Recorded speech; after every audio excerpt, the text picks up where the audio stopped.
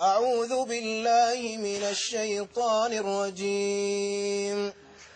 ولقد خلقنا الإنسان ونعلم ما توسوس به نفسه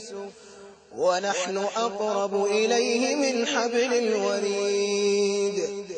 إذ يتلقى المتلقيان عن اليمين وعن الشمال قعيد ما يلفظ من قول إلا لديه رقيب عتيد وجاءت سكرة الموت بالحق ذلك ما كنت منه تحيد ونفخ في الصور ذلك يوم الوعيد وجاءت كل نفس معها سائق وشهيد لقد كنت في غفلة من هذا فكشفنا عنك غطاءك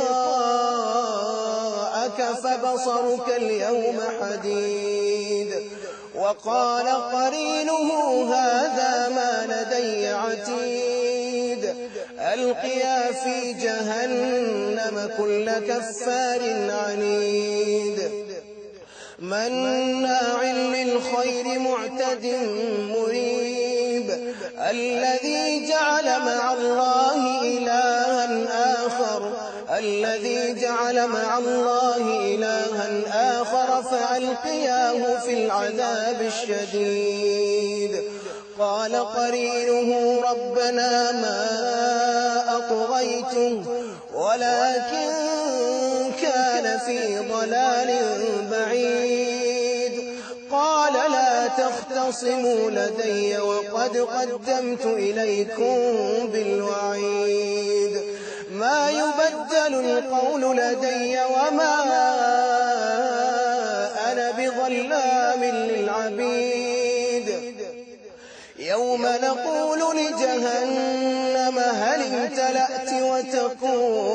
وتقول هل من مزيد وأزلفت الجنة للمتقين غير بعيد هذا ما توعدون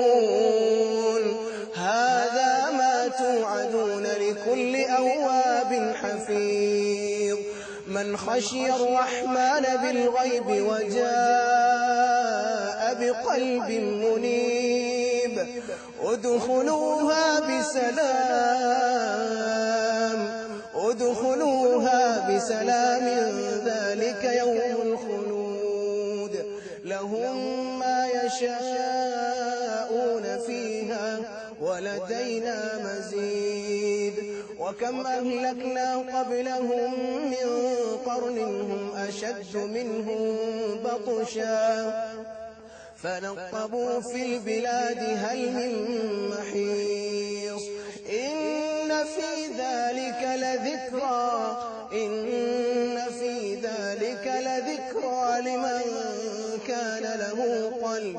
لمن كان له قلب أو ألقى السمع وهو شهيد